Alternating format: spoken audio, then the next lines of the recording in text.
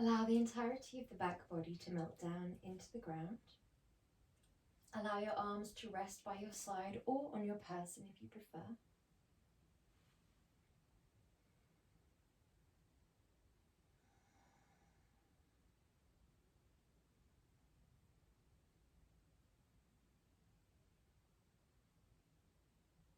And allow the slowest breaths you've taken all day to begin to draw in and out of the belly.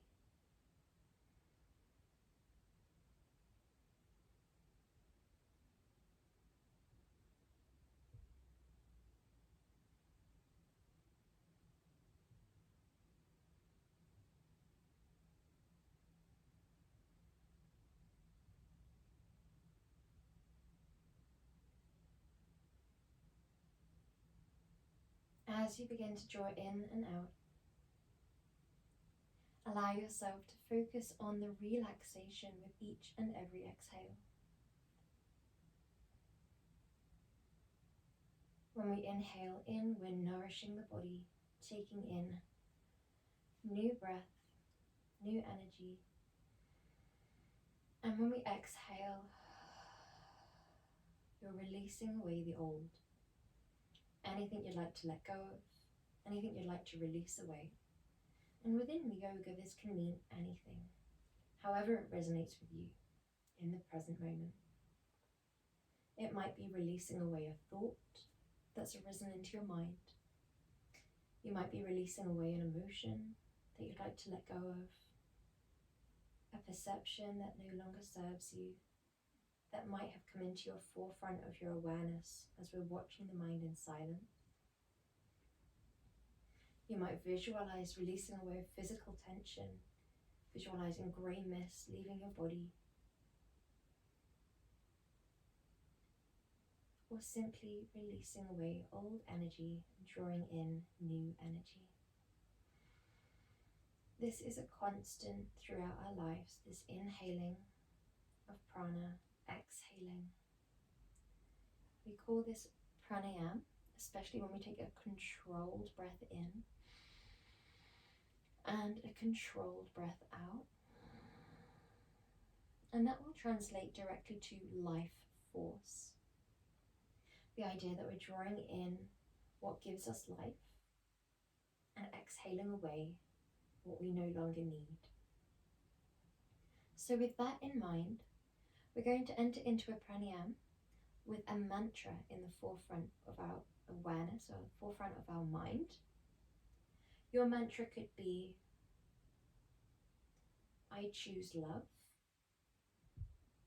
Your mantra could be in Sanskrit. It could be Sat Nam or Soham. It could be a complete accepting of however you are within your present, in your wholeness, a celebration of you.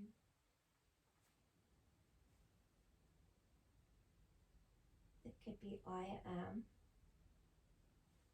compassion, I am love. Whatever mantra feels right for you in your present moment. If you often work with a mantra, don't feel as though you need to use one that you always use.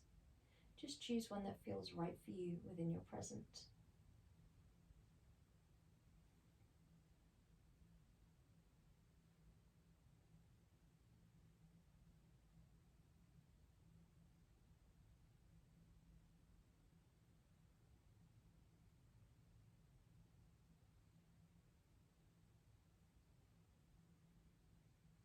Visualize inhaling in your mantra.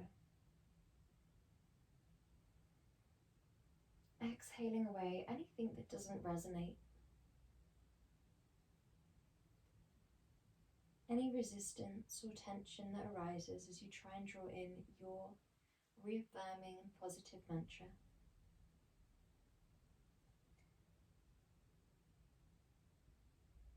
We're here for 3 more breaths. Allow the exhales to be filled to fully create space as much as you can.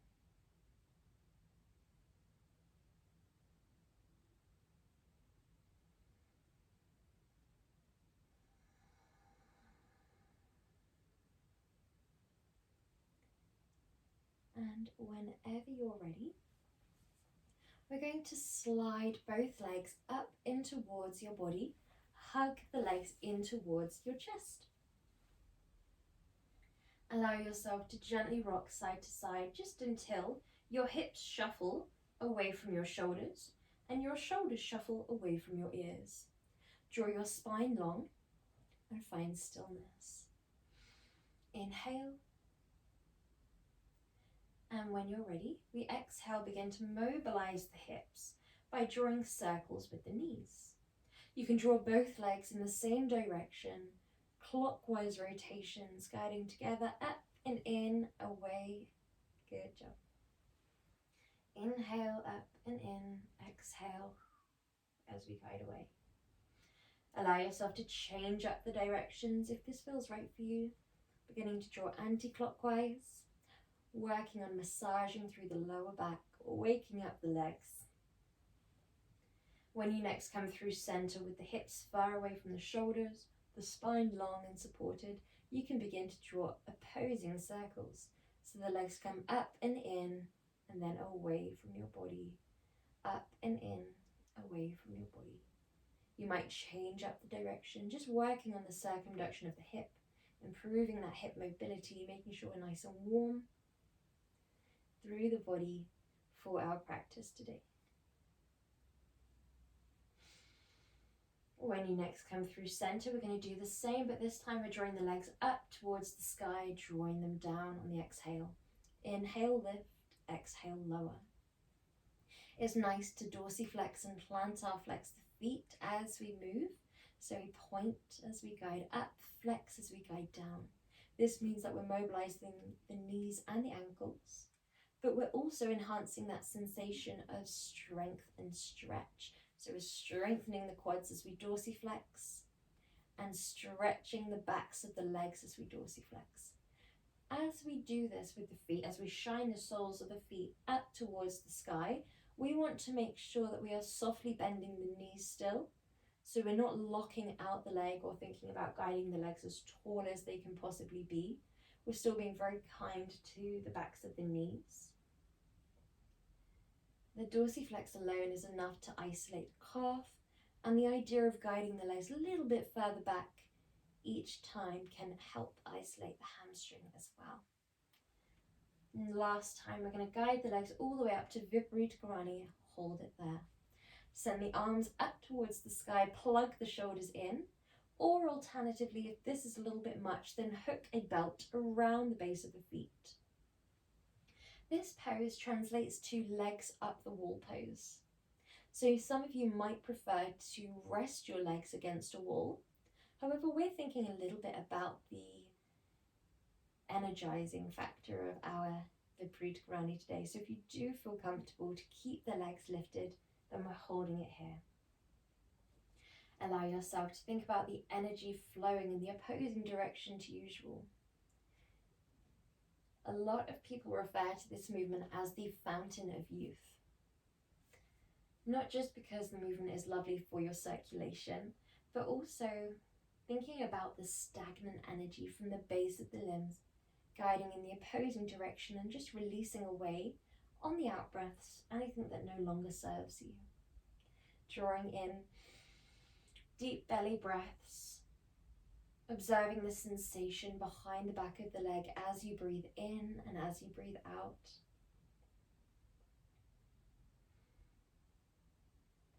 Releasing away any old energy that we no longer need.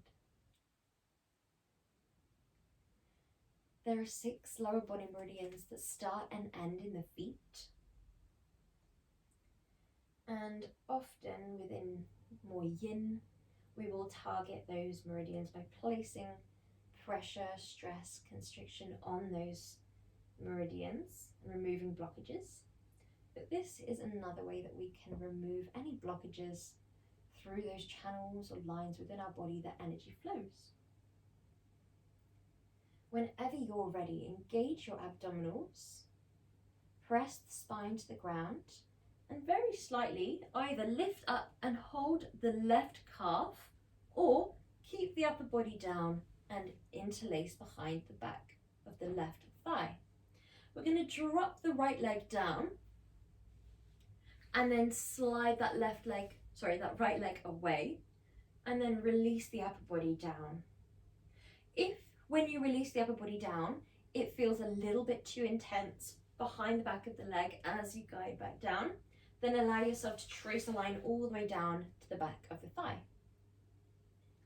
If you feel like it's not enough of a stretch, then you might instead hook the biggest toe. So Supta Padangusthasana translates to hand to big toe pose, but that is very much the end goal of the pose. We don't want to start off at the full force hand to big toe, especially if it feels like a really strong stretch. If the right leg being extended is not quite comfortable for your inner hips, if you feel like your hip flexors are really strained here, keep your right leg bent. And think about the lift in the heel, deepening over time. We don't need to deepen with every exhale or lift with every inhale, but we do want to assign those two movements to those two breaths. So we would only lift when we're inhaling, utilizing that nourishing effect of the inhale. And if you do want to deepen, we would only deepen when we're exhaling, utilizing that relaxing effect of the exhale. We can deepen in on our exhales in other ways, such as deepening into the present moment, deepening into our awareness of the pose, into the essence of the pose, deepening our mind and body connection. You can visualize deepening without physically moving, or you can have the intention of moving without visibly moving.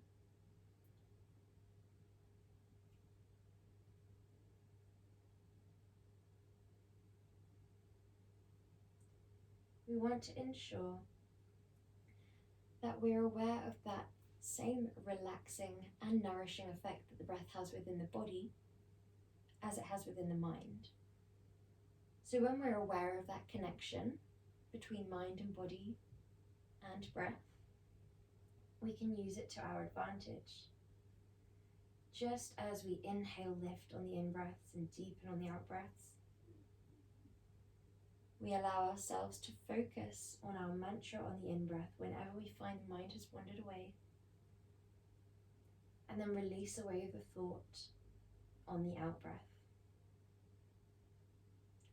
Focus on your breath on the in-breath.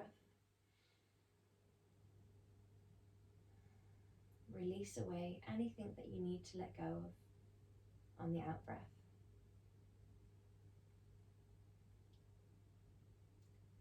When we're not aware of our breath and our mind's connection, often the inhales will be where you find an internal or an external distraction and we hone in on that thought. And the exhales are where we deepen into conversation. Those moments of stillness at the height and the base of the in-breath are where it's easiest for us to find that moment of stillness within the mind.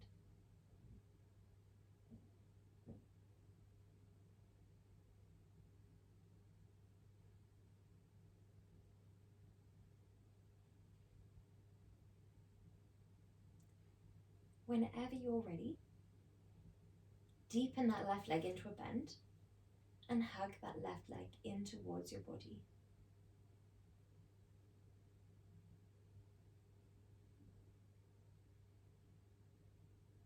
Soften down the eyelids, soften down the forehead and the jaw.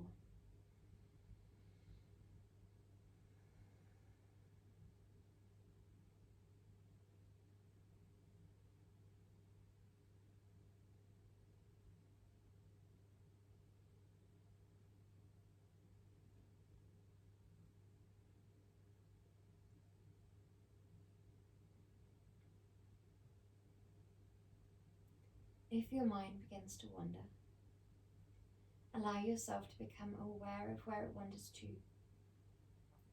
We avoid becoming frustrated at the mind when it wanders, and instead we focus on facing the mind wandering with gratitude and compassion, sending appreciation towards the mind for doing its job, acceptance to wherever it wandered, And we also view this as a positive opportunity to strengthen that habit loop of observing where the mind wanders and then returning to your mantra, returning to your present moment. Returning to the mantra can be a really, really powerful way of shifting your focus to something positive. This is really beneficial if you find that you often have negative self-talk, negative perception, or a negative story. When we constantly practice that mind observation, shifting our focus to a mantra, and then shifting that single pointed focus back to the breath, that middle step can mean we change our perception in everyday life of how we view certain events. So when we find ourselves becoming frustrated throughout the day, either in traffic or at work, it allows you to return to that mantra, that positive reaffirmation, and then return to a more present moment. When you're ready, ease that left leg towards the top left side of the room. Allow yourself to open your inner hip flexors. Lift the top of the back of the neck to be as far away from the shoulders as it can be. Completely relax down through your upper body. And then exhale past that leg into your right hand, guiding that leg all the way over towards the top right side of the room, In our gentle twist here, we're thinking about keeping the shoulder blades both planted to the ground, keeping your hips as far away from your shoulders as you can. We're long through the body. We have a very gentle melting towards the right side with that leg.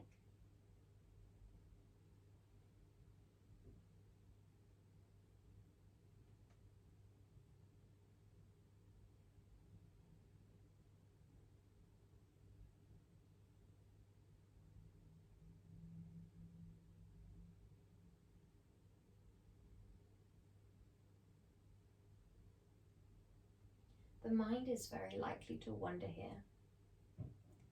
So we face the mind wandering with appreciation, acceptance. The mind wanders a little bit more when the face is shining upwards towards the sky.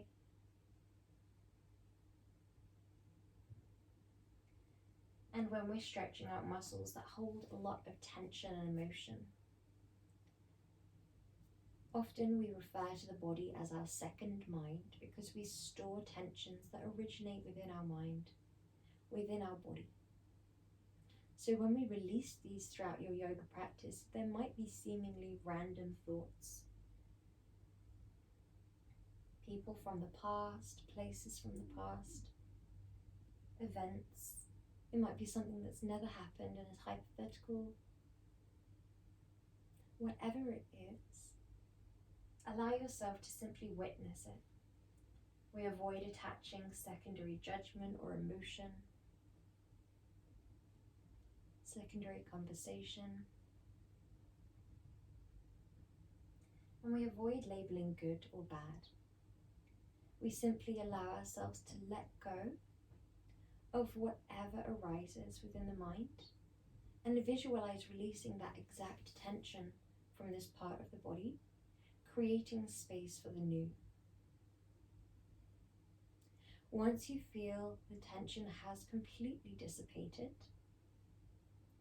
this often feels like an ebbing and a flowing, and then a gentle stillness, a lovely comfort within the muscle. Then you can think about drawing in your mantra, flooding it into that part of your body where you feel the stretch sensation the most.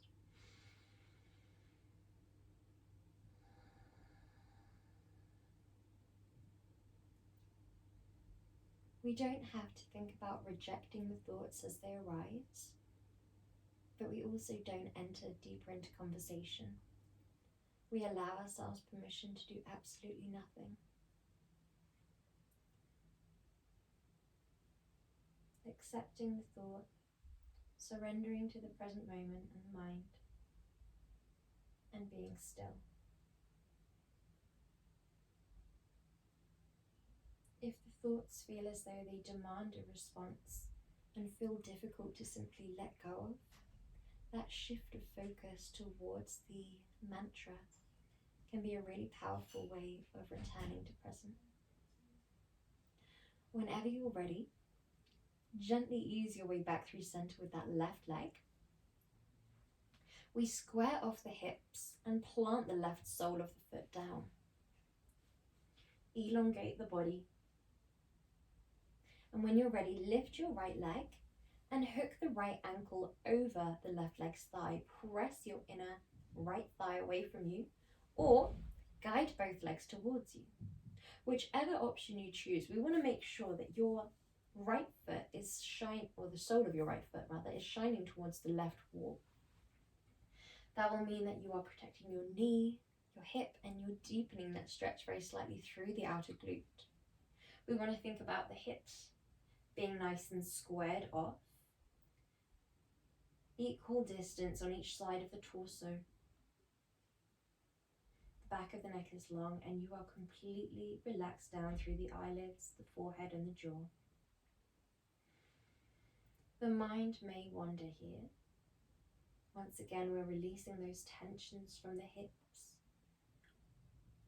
often thought to be the place where we hold the most tension and emotion. These are the hardest thoughts to simply let go of.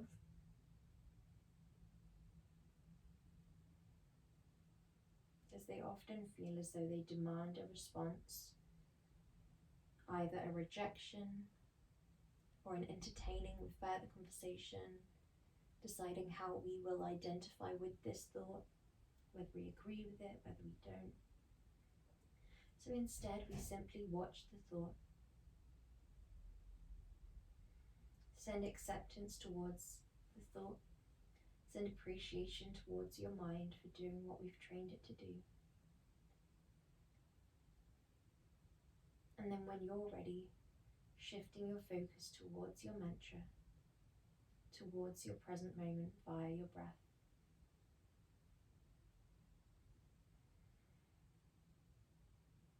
The breath will always be there to connect you like a bridge towards your present. You can focus on the sound of the breath, the sensation of the breath traveling through your body, within your muscles, the rise and fall of intensity changing, rising and dissipating away. You might observe the sound of the breath within the ears or within the head, the movement of the shoulders, the chest and the torso as you breathe, the temperature of the breath on your top lip or in your nostrils.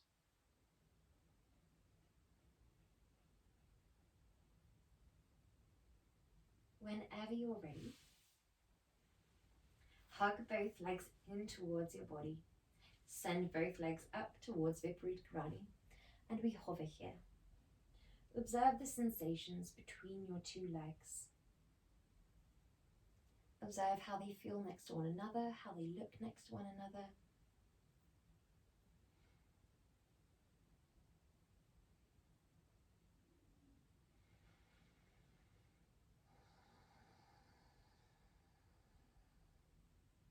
Keeping the shoulders plugged in. We're going to exhale, lift the calf or just the hamstring, and we send that left leg, either in a straight leg or a bent leg position. Soften your chest down towards the ground, or your shoulders down towards the ground, your head rests down. You can trace a line down with your interlace towards your hamstring, or you can trace a line up with your index finger and middle finger to hook the biggest toe, separating it from the other toes like a flip-flop. You can send your left leg away. Wherever you are, just ensure that you are prioritizing your alignment, so both legs are perfectly aligned with your hips.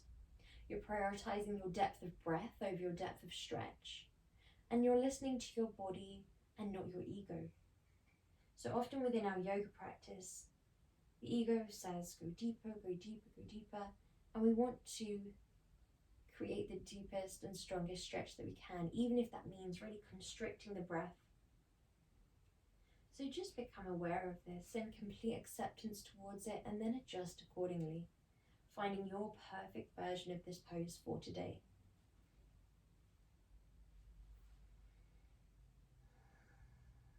You'll find in the morning and in the evening, your body will be completely different in terms of what feels comfortable for you.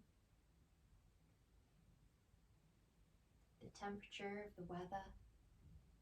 Many different factors will mean that we need to listen to our body differently from day to day, meaning we practice our yoga differently from day to day.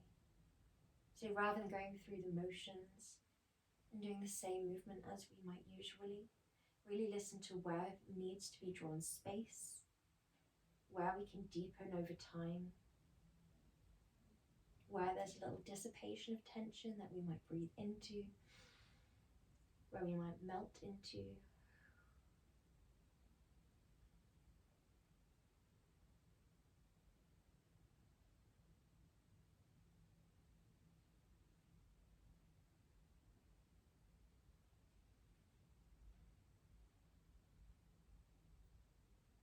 When you're ready, bend that right leg down, slide your left leg away if it's not already.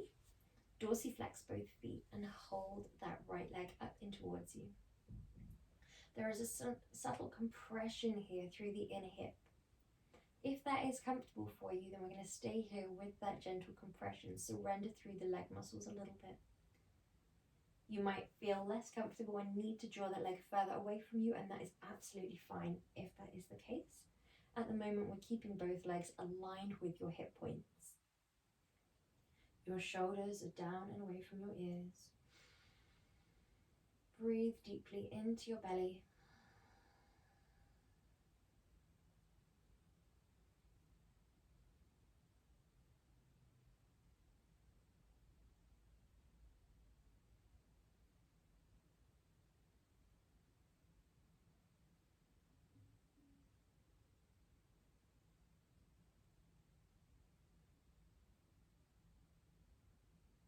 And whenever you're ready, ease that leg slightly off alignment towards the right hip.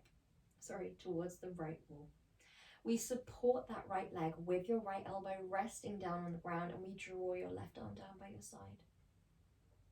Open your chest, draw the back of the neck long. Breathe deeply here. Whatever arises within the mind, allow yourself to observe the thought and then observe where you're watching from. Most likely, it's a place of complete compassion and unconditional love. Sometimes within yoga, we find we're watching the mind from the mind, or we're watching the mind from the ego through the filter of our perceptions. And as we sink deeper and deeper into our practice, relaxing more and more through our body, through our mind, releasing expectations away from ourselves to be or act a certain way, to respond to our body, to our mind in a certain way. When we allow ourselves to simply be, that's when we start to observe from that place of complete non-judgment, complete unconditional love and compassion.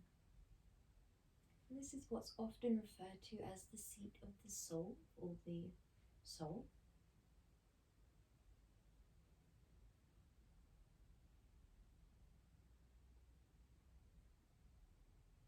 It allows you to understand your mind,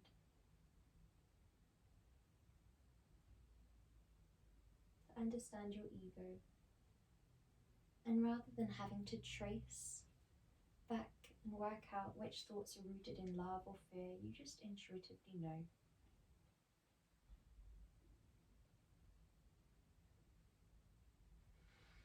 Guide your leg through center, and then gently in time send that right leg all the way over towards your left side of the room. We don't need to go too deep in this twisted roots pose. We always prioritize the depth of your breath over the depth of your twist. So you want to think about a ballooning of the belly and a bearing of the shoulder blades into the floor as if roots are connecting you down. We keep a relaxation through the chest, through the forehead, through the jaw.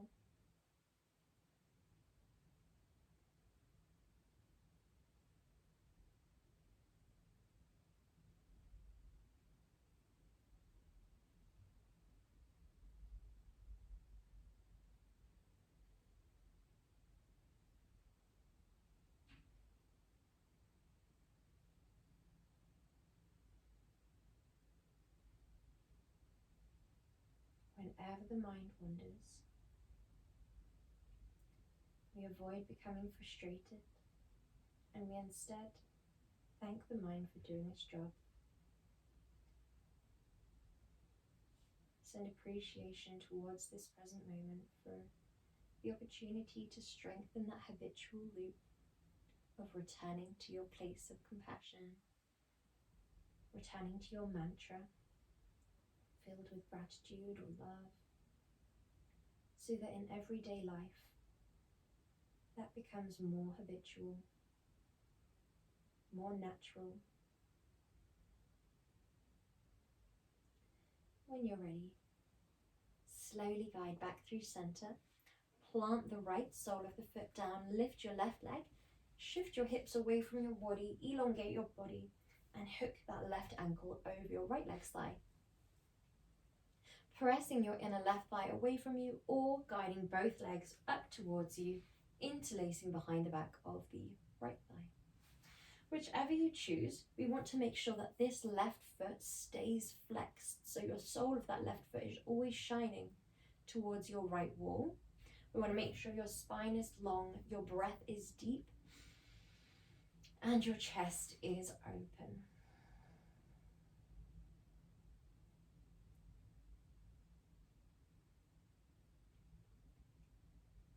Allow yourself to ensure that as you breathe in and out, the left arm isn't constricting your breath at all by resting across your tummy, your diaphragm, or your chest.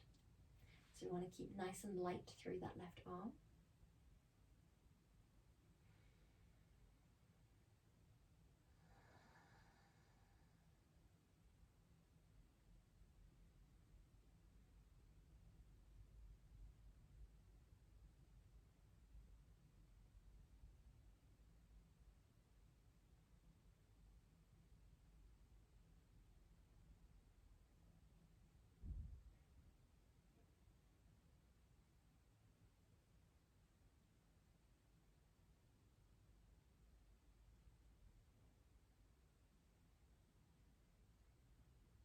We're here for 5 more breaths.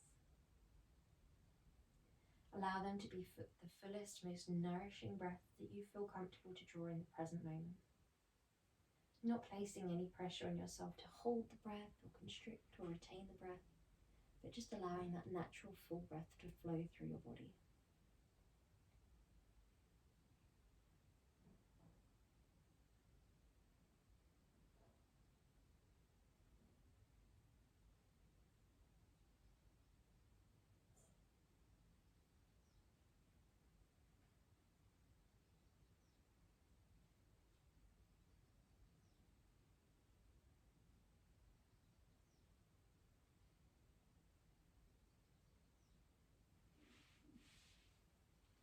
And whenever you're ready, hug both knees in towards your chest.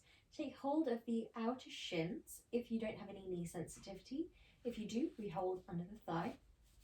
Guiding the knees in towards your armpits, we guide the knees very slightly wide and then trace a line all the way down to the inner ankles.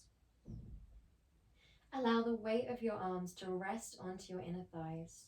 We're not releasing the legs as wide as they can go, we're just allowing a gentle opening through your hips here. Inhale. Exhale slowly. Inhale fully, ballooning the belly, nourishing your body. Feel the sensation of breath within the muscles that you're stretching.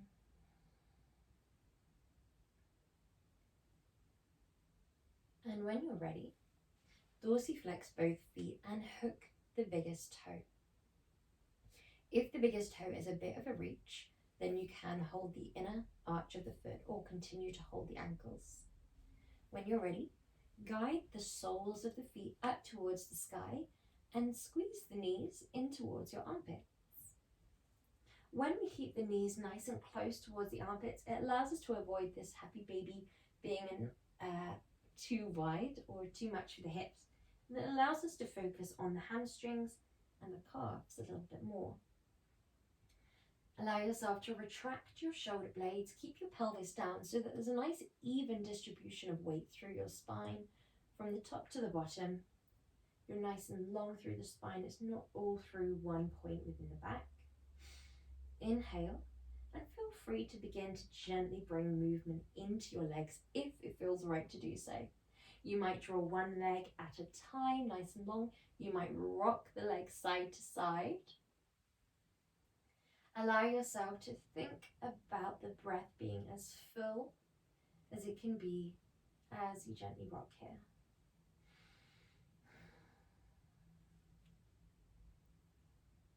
Good job. Whenever you're ready, draw the legs into a nice long line. Keep your abs pressed to the ground.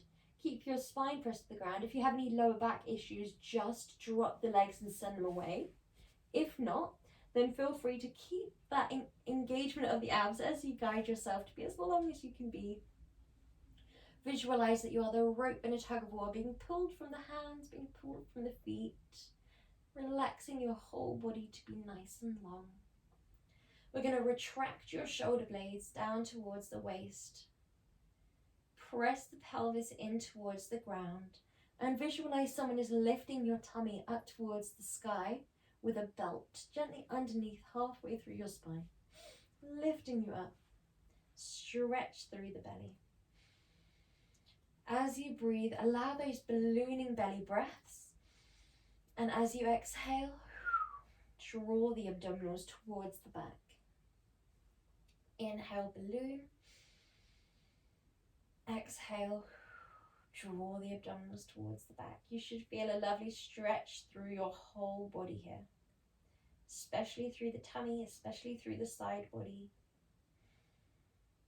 And when you're ready, relax down. Keeping the arms overhead, you might hold the opposing elbow.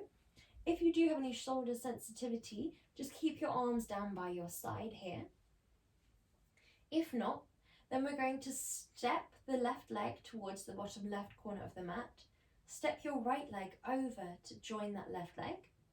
And then with your crown, we very gently take a lateral bend that starts in the hips and guides all the way up to the shoulders, where there is no bend in the neck.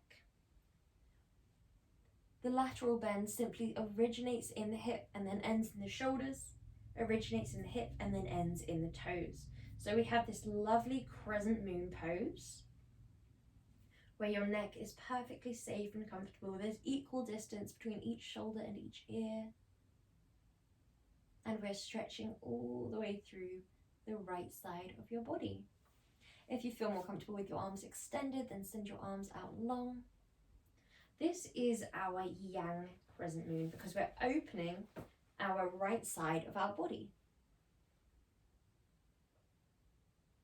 We're thinking about breathing in through our right nostril into the right side of the chest, the right side of the tummy, up into the right side of the brain, down into the left toe, the right toes. So we're nourishing all the way through the right side of your body. This is a side that relates to the sun, to movement, to warmth. This is what would be described as your masculine side or your energetic body. Whenever you're ready, we're going to step to center and melt down here just for a moment. Allow yourself to relax. Allow yourself to be neutral.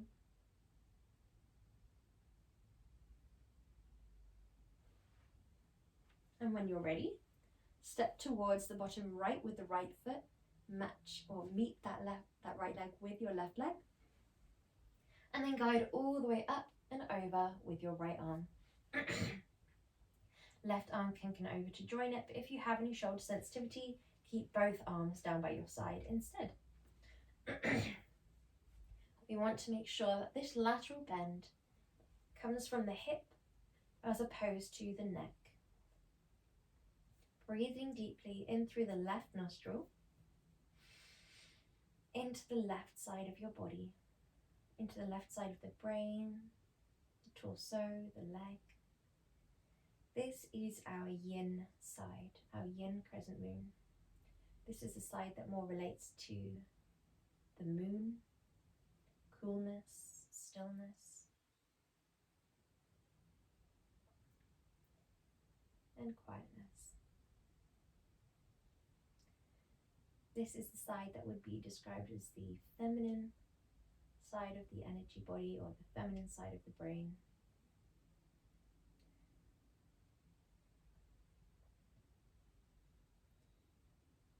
And this isn't as much to do with gender, it's more to do with the essence of the energy.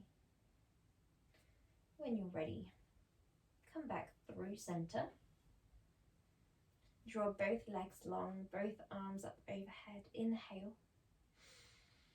And exhale both legs up in towards the chest. And we're going to roll up the length of the spine into a seat.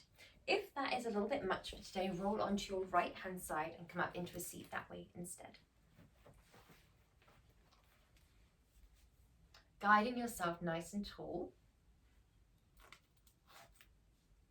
Allow yourself to keep your shoulders back and down, back of your neck long, and relax through the lower body.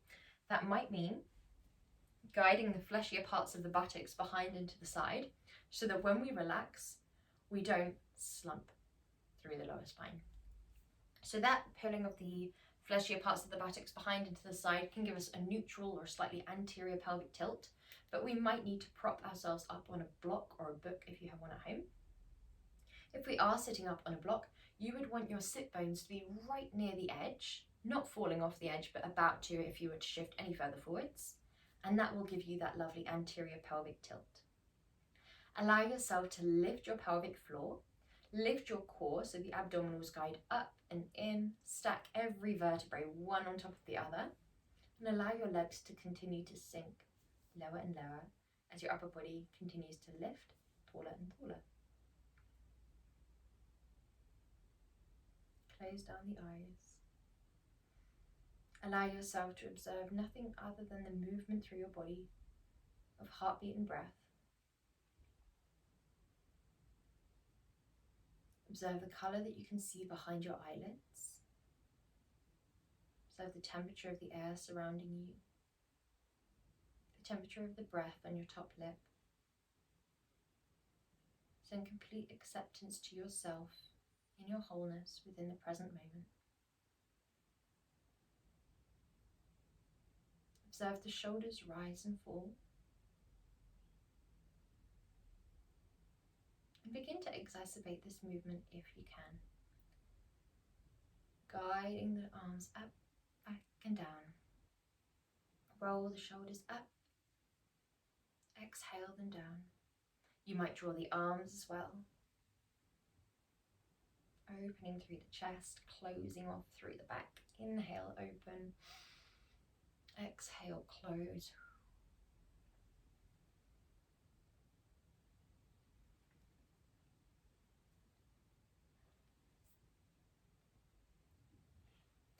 Allow yourself, when you next draw your arms nice and tall, to think about pressing the sit bones down, lifting the arms up, plug the shoulders into the ball and socket joint, and then guide those biceps in towards your ears.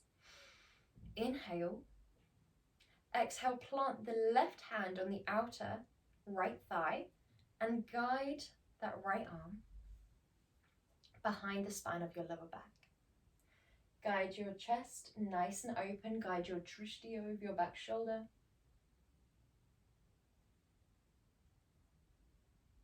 Allow a stillness through your forehead, through your jaw, through your tongue. Your eyes can be closed down, Or you can have this lovely soft, heavy gaze. Your eyes can be facing directly forwards as if your shoulders are a frame for your gaze. So wherever your heart space is shining is where your eyes are shining, if you have any neck sensitivity.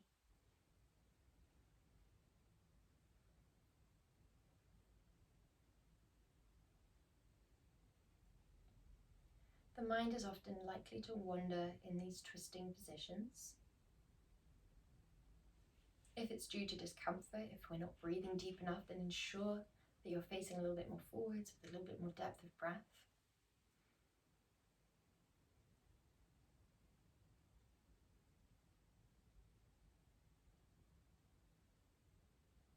If it's due to the releasing away or rinsing away of tensions within the mid-body, torso, allow them to simply wash away. Visualize that twisting of a flannel as water releases away rather than trying to catch onto it. We view this as our opportunity to create new space. When you're ready, inhale, center, guide the arms all the way back up. Inhale. Exhale here. Allow yourself to breathe here for 5 deep breaths. In your central position, as if you're lifting your mantra from the ground all the way up and out of your fingertips. Sankalpa, which is another word for mantra, translates to seed. So we often have the idea of carrying it throughout your practice with you, like we're planting a seed with a resolve that it will grow throughout each asana, throughout each passing moment of our yoga practice when we need to draw upon it. So you can visualize a seed planted in your root chakra or the pelvic floor and guiding all the way up, flowering at the fingertips, flowering at the crown.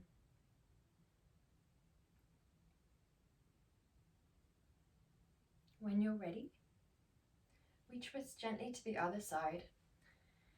Your forearm does not have to cross the span of your lower back. It can place on the ground behind you, but when we do place it on the lower back, it can mean that we don't have that temptation to relax back into the arm. And it also means that we open up a little bit more through that back shoulder.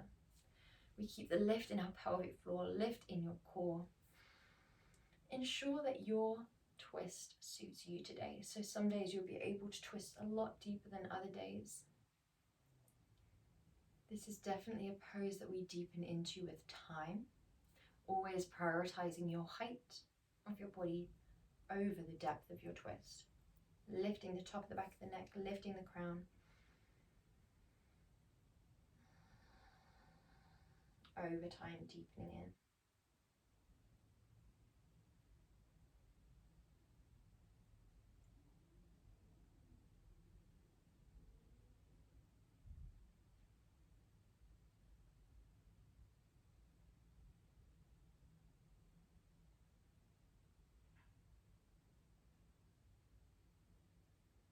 If your mind starts to wander here,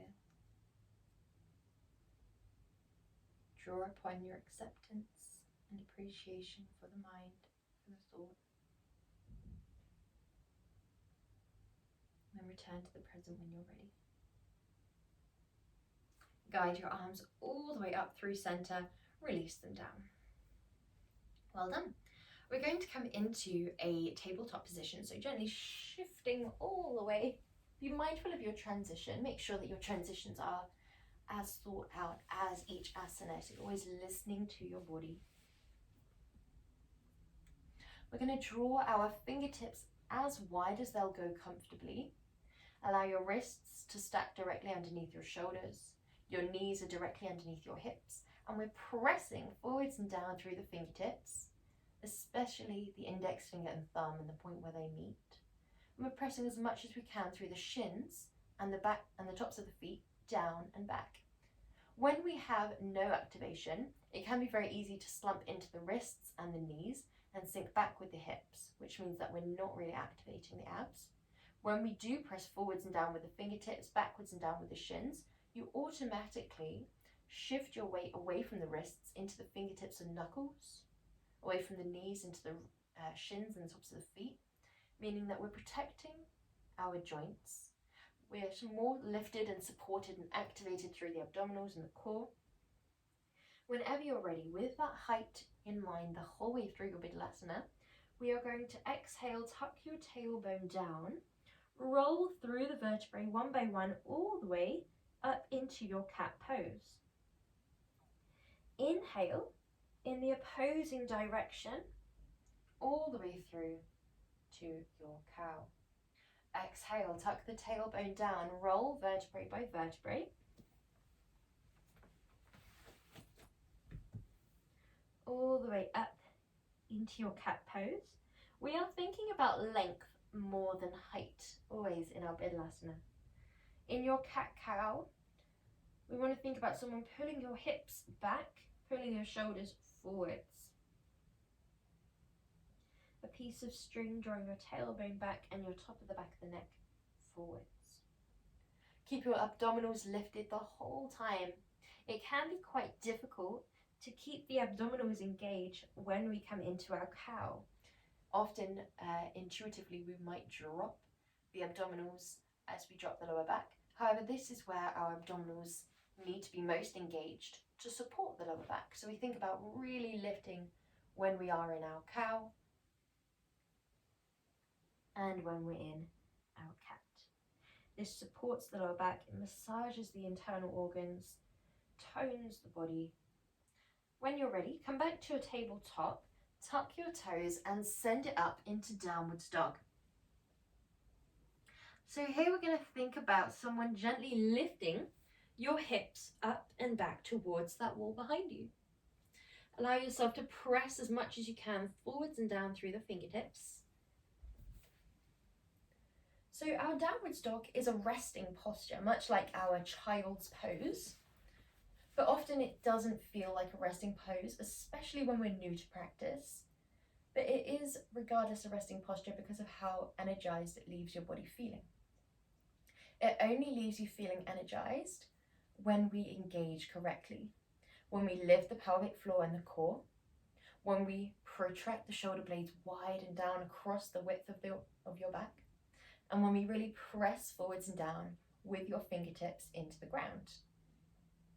When we do this, we have this prana, or this chi, or energy running up and down through your body, starting in the fingertips, coming all the way down to the base of your torso, all the way back up to your fingertips, meaning that the whole time that we're in downwards dog, we're cultivating this strong energy. Inhale, shift up onto your toes, flow forwards, and drop your knees into this lovely half plank with your wrists slightly back. We bend the elbows, half chaturanga, drop it down. Either from here, roll your shoulders back and then come into full Bhujangasana, or if we are new to practice or not very familiar with Bhujangasana, guide your arms slightly out in front, coming into baby Bhujangasana where we inhale, lift, exhale, fully back down. Inhale, lift, fully back down. And just to clarify, in your baby Bhujangasana, there is no pressure down through the arms. So you could be here, the arms could also be lifted. It's your breath which guides you up and lowers you back down. Good job. So wherever we are allowing our breath to flow through our body as deeply as it can for these next 2 breaths.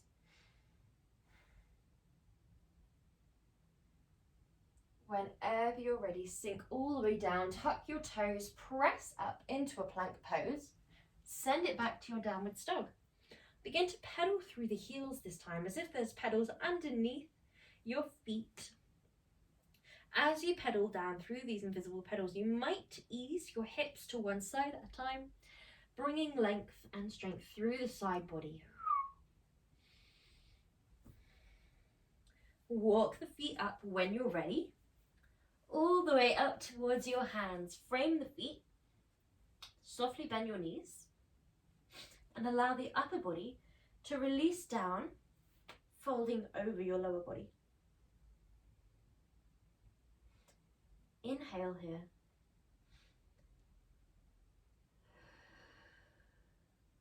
Visualize with every inhale that someone is lifting your hips, and with every exhale that your upper body is releasing more and more over the lower body. Heart space is heavy, hips are nice and light. This is a really intense stretch for the entire back body, so don't push yourself further than you feel comfortable to. If your legs feel more comfortable hip distance apart as opposed to big toes together, that's fine. When you're ready, deepen the bend. Roll all the way up into a lovely tall standing position. Take a step towards the front of your mat. Allow your palms to shine forwards. And we're coming into 2 rounds of Surya Namaskar. 1 round is left and then right side. So 2 rounds will be 2 rounds on each side. So when we're ready, guys, we inhale. Guide your arms all the way up towards the sky. Exhale. Melt the arms all the way down, framing the 2 feet. Uttanasana. Inhale, trace a line up towards the shins or towards the quads, flat back. Exhale, trace a line back down, Uttanasana. Slide your left leg back. Inhale, open your chest. This is your low lunge. Drop your back knee, Ashvasanchalanasana. Slide that front leg in line with the hip, melt down, Balasana.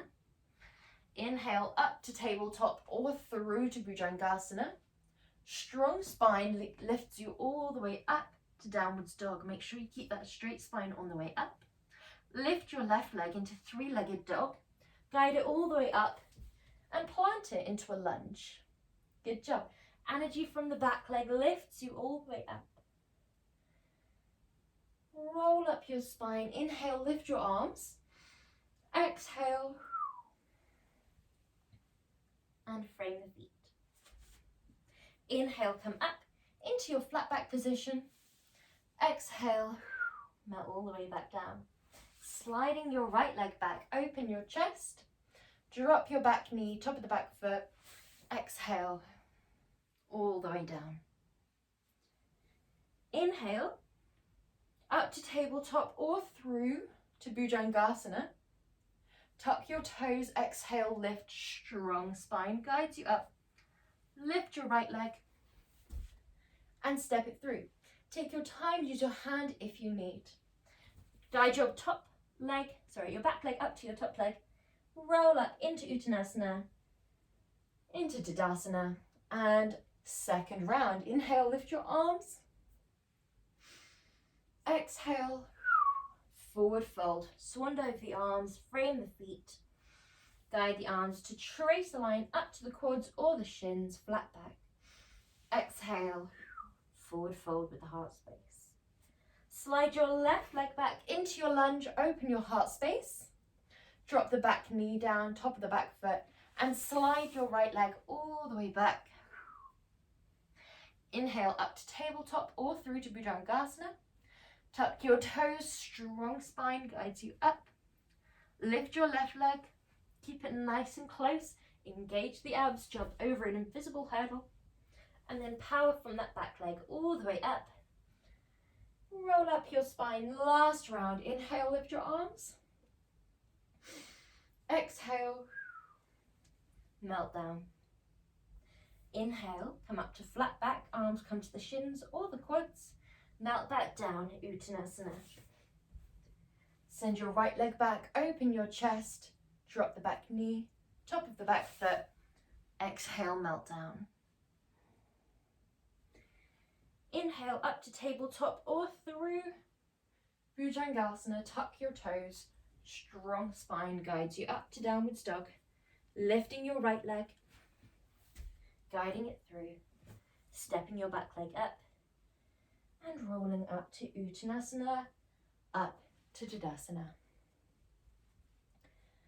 If your arms send up to Urdhva Hastasana, guide them down, slowly down by your side, palms shine out. Inhale, breathe here. Close down your eyes if you feel comfortable to within your balance, and observe if there is a pull to either side. Sometimes we'll feel an energetic pull to the left or to the right. This can sometimes be an indicator that we are just not spreading our weight, distributing evenly through the 2 feet, or sometimes it can be a little bit of an insight into where we are at within our energy today, whether we're living more in our yin energy today or more in our yang energy today. This will feel slightly different to if we're just unbalanced, standing on the one foot more than the other. It will feel more like a pulling.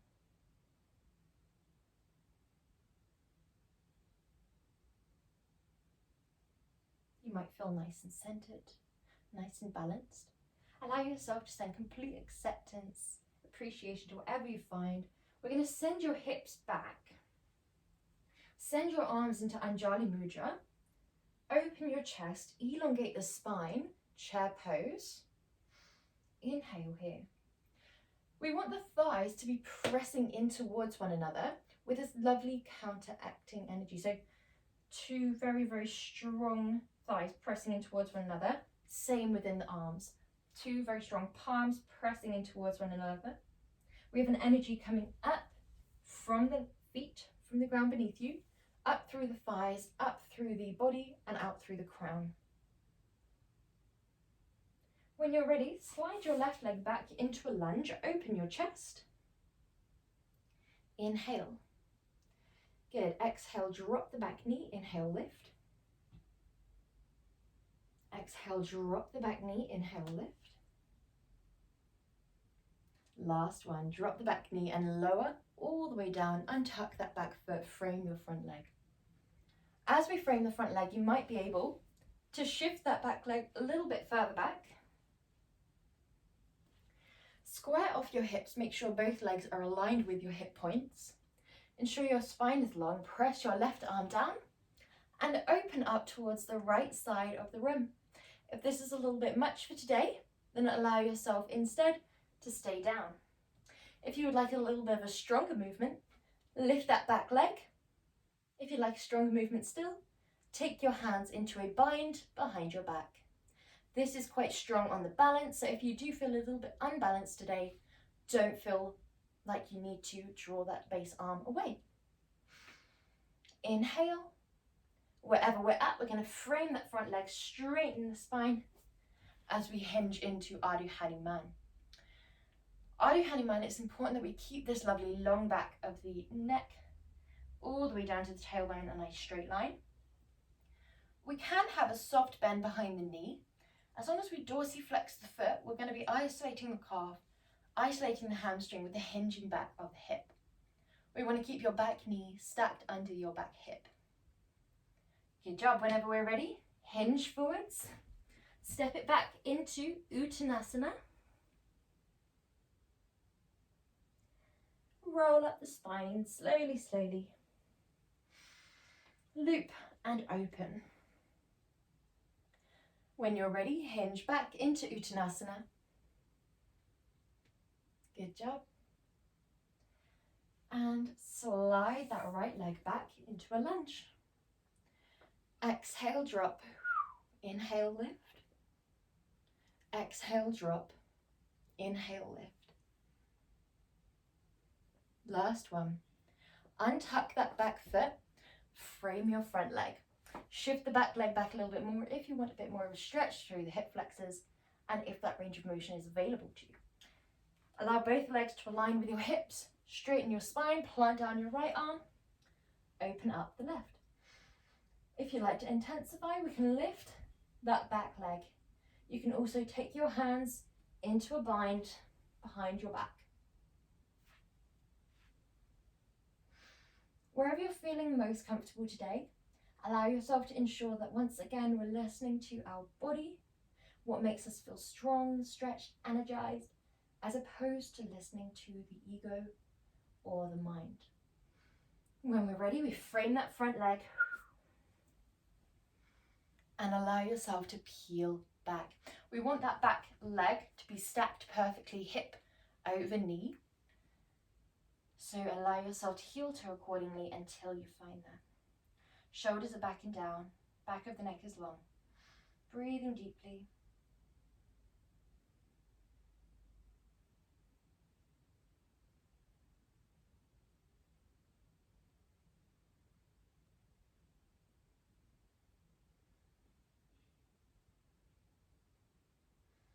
And whenever you're ready,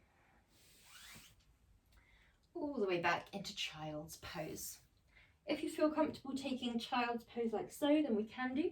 If you want a slightly more intense child's pose, even though it's supposed to be relaxing, you can tuck your toes under, stack your fists, and create this lovely compression for the base of your feet, where 5 of our lower body meridians start and end.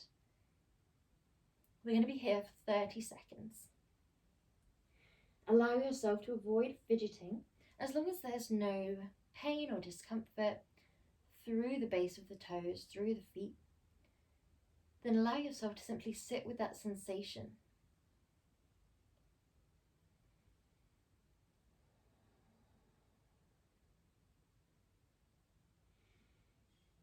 This is quite a yin-based movement, just to finish off our session today, which is why we avoid fidgeting. We instead surrender the muscles of the body alongside gravity, allowing the fists to sink into the ground, the head to sink into the fists, the hips to sink into the heels, and the toes to sink into the ground. The back body is light, and we breathe into the back body.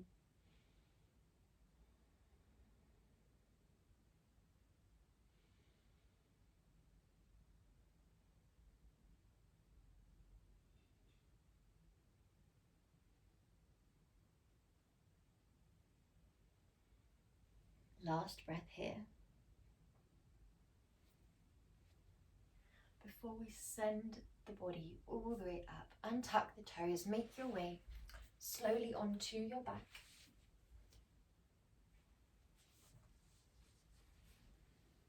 And come onto your back when you're ready. Arms can be down by your side, or they can be on your belly, anywhere where you feel needs extra nurturing or attention or TLC. You can grab a blanket, you can grab pillows. If you have a slightly lordotic curve in your lower spine, you might feel more comfortable with your legs elevated, either just the knees on a pillow or the entirety of the legs rested up on a sofa, for example. You might feel more comfortable with a neck pillow or a head pillow. Once you've found your comfortable Savasana, allow yourself permission to completely release every muscle in the body. Anywhere where it might be trying to hold you up, anywhere that's resisting gravity, allow it to gently melt down. Allow the weight of the body to sink into the ground.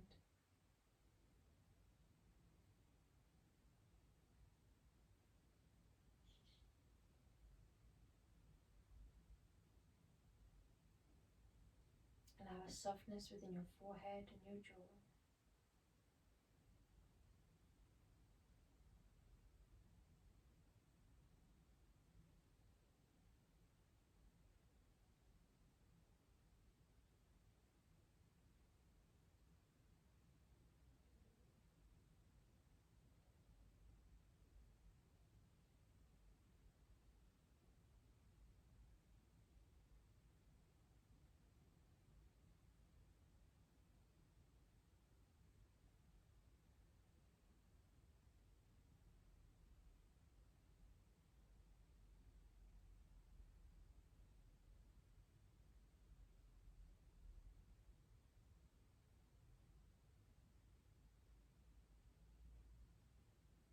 Observe the movement of the heartbeat and the breath throughout your body.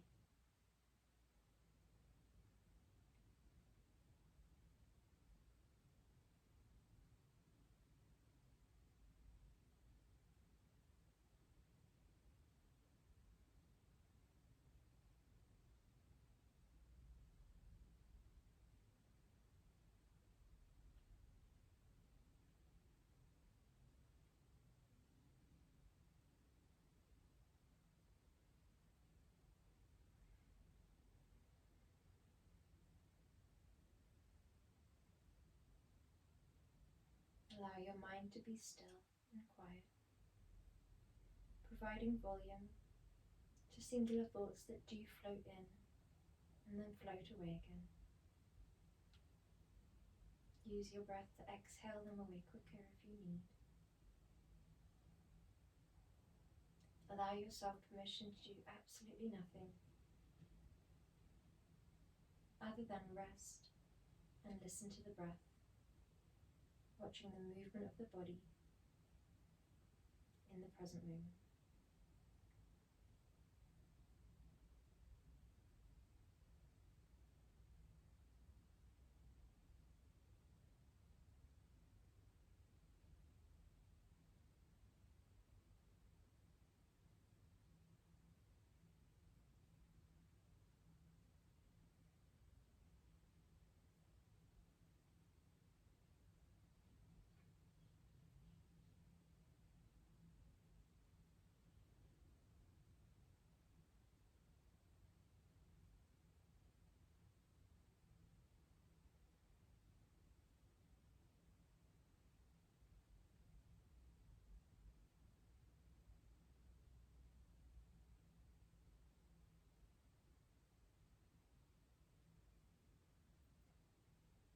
If you feel as though you'd like to stay here,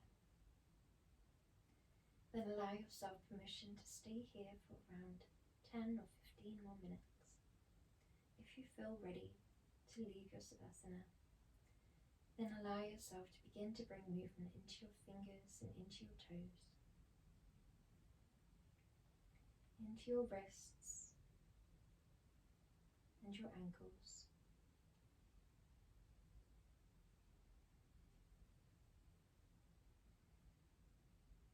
Breathe deep into your belly, and in time, making your way all the way onto your right hand side. Making your way up into a comfortable seat, guiding your hands into Anjali Mudra. Namaste.